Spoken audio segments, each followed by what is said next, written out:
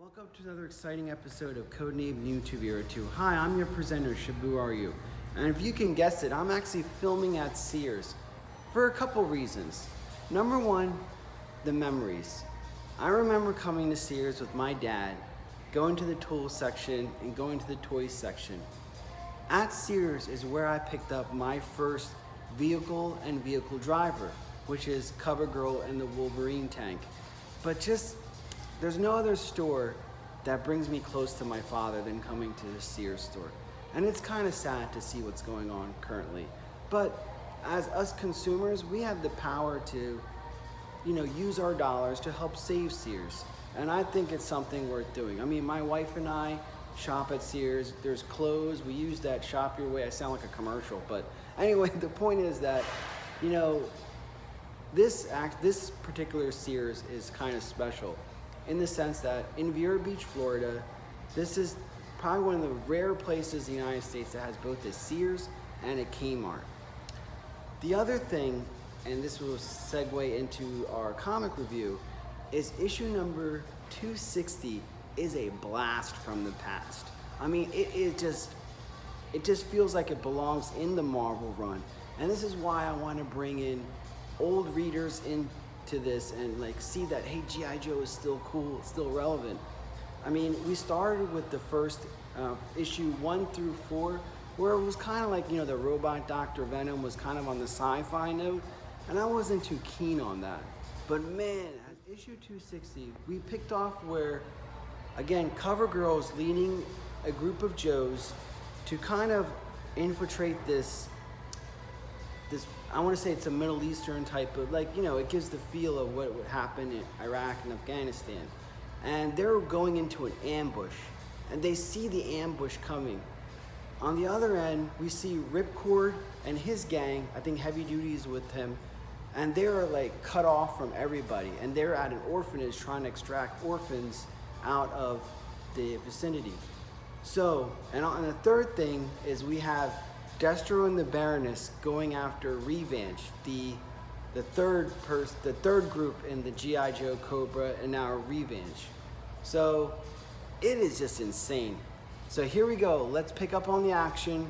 Issue number 260. Yo, Joe, and save Sears.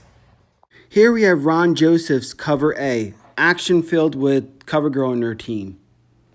We're also going to debut a new feature I'm going to have when I do these comic recaps for IDW.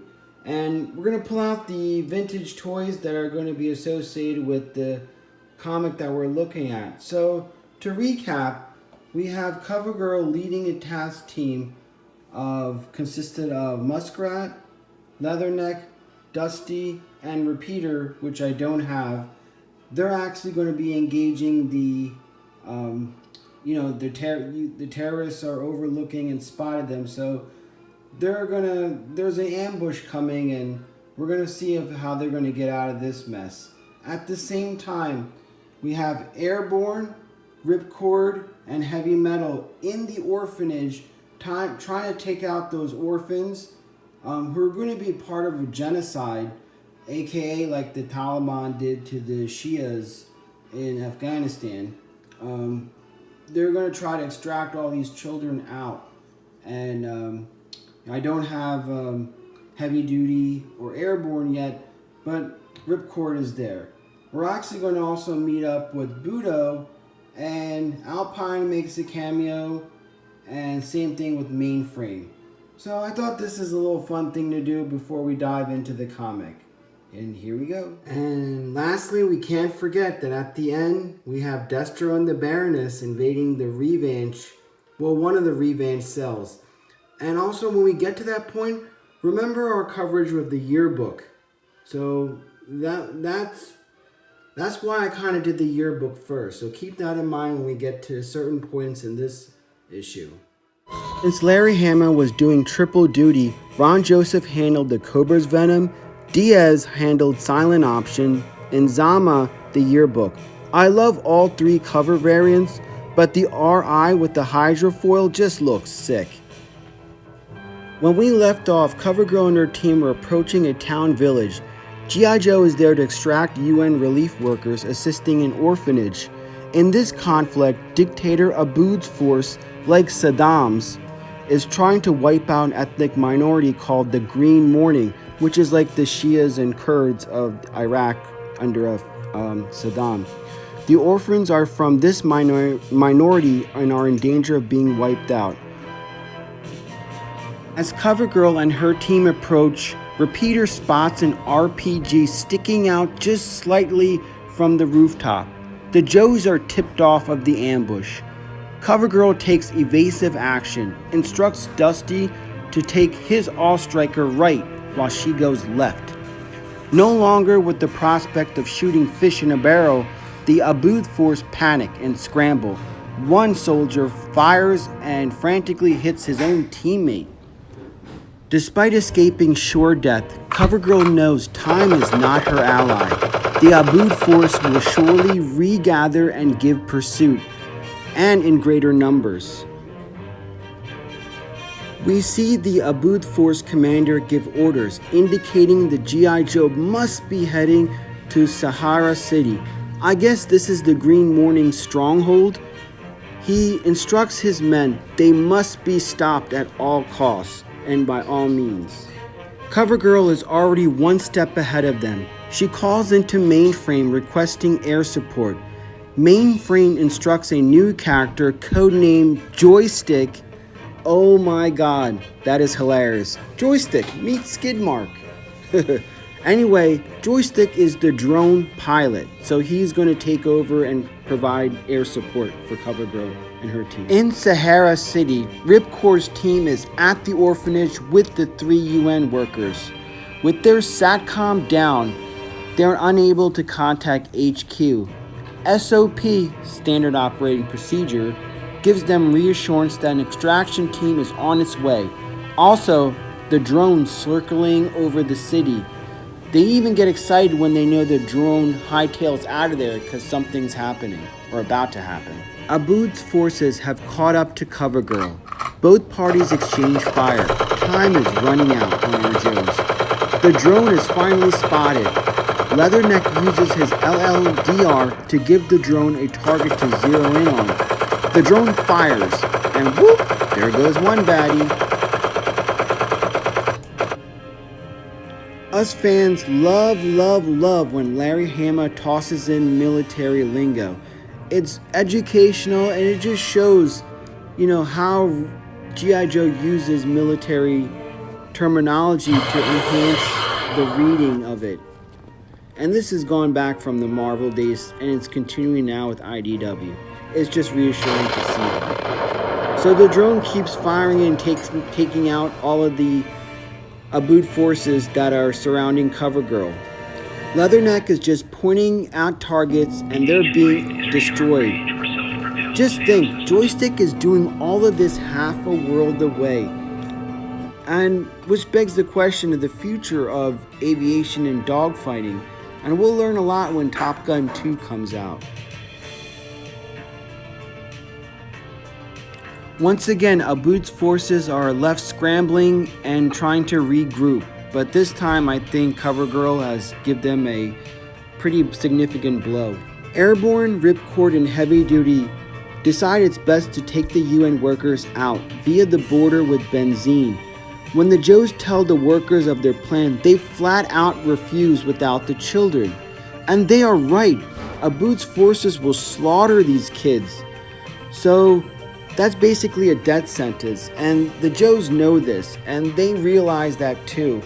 So they agree that they're going to take everybody out altogether, and they're going to probably have to commandeer a truck in order to do this. But G.I. Joe is all about preserving life, innocent life, and opposing the forces of evil and oppression. So, man, this is why I love G.I. Joe. They stand for the greater good and things that matter. Now we are heading to San Francisco. Remember that kid Milo from part 1 to 3? Ambush has brought him to Budo's dojo. Also, remember in the yearbook the character Raymond? Budo welcomes Milo. He will undergo training. Raymond has been there continuing his training after going over to Japan and learning from Granny some of the secrets of the Arashikage's practices. Ambush says goodbye to Milo and letting him know that the road ahead of him is going to be difficult for his personal growth and development. Raymond is really excited as he is no longer the low man on the totem pole. So Milo will have to do a lot of chores. Think of all the labor Mr. Miyagi made Daniel do in Karate Kid. And we see Milo handing him the brush. Get to work. Heavy Duty and the gang make their way to Green Morning headquarters, but apparently Budo forces has already raided this complex. Now the next scene is disturbing, and it references to how groups like the Taliban, ISIS, and Al-Qaeda treat people in that area. These victims are innocent. Their crime is they don't follow these radical beliefs. The Budo force take the scarf-wearing woman in the middle of the street and shoot her in the back of the head.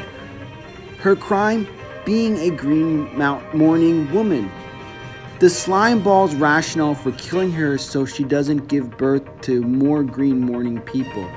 This is what goes on overseas, folks.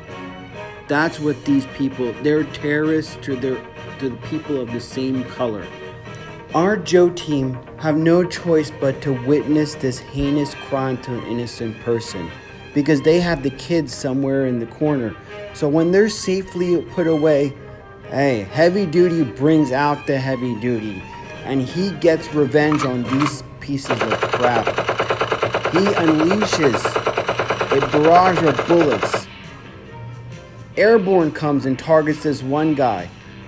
Shoots him right in the neck where he's actually drowning from blood going down his trachea and just walks away, leaving him to his fate, much deserved fate. The Joe team will not tolerate any of this genocide crap, and it shows. They're mopping up and giving these terrorists a much deserved death, and I am glad to see these panels. Heavy Duty, Ripcord, and Airborne commandeer the van that's used by the terrorists as they watch him slowly die. Meanwhile, somewhere in Kansas, Destro, the Iron Grenadiers, and Baroness land to infiltrate another Revanche facility. They enter the facility armed with their special designated weapon to neutralize Revanche technology. And they're met with resistance as they go down the corridors. Their objective is to find this, the Central Communications Board to get a more understanding what they're going up against. Because each hive they've come, they just uncover another that's part of a bigger picture. So they're trying to get to the bottom of this to eliminate this threat. Destro, because they're competitor Mars. Baroness, because, they're after Cobra as well as G.I. Joe. So they're interested to find out and eliminate this threat. I may be a little biased, but Ron Joseph's artwork really shines. He captures the beauty and the danger of the Baroness. And the Baroness looks just like Mrs. Codename New 2 so I have the hots for her. Throughout this campaign, Destro and the Iron Grenadiers have received probably a middle level of resistance, and then they enter the main chamber and it becomes eerie silent. They look around, then out of nowhere, Alpha 001 Prime comes barreling down, grabs everybody, takes all their weapons. I don't know if it's the same one from the yearbook, because it's like a spider-like droid that we saw in the yearbook. Meanwhile, we're back out in the orphanage. Heavy Duty shows up, gathers all the children, and brings them on board. You see their smiles, they're happy because they're leaving a very terrible and hopeless situation. And there's nothing like the gift of hope. Meanwhile, Heavy Duty and Ripcord sit on top, taking the 6 and 12 o'clock positions to provide cover for the bus. And everyone leaves out for the sunset, heading to Benzine's border. So next, in a few weeks, we'll cover issue number 261. We'll find out what happens to Destro if he could get out of this mess.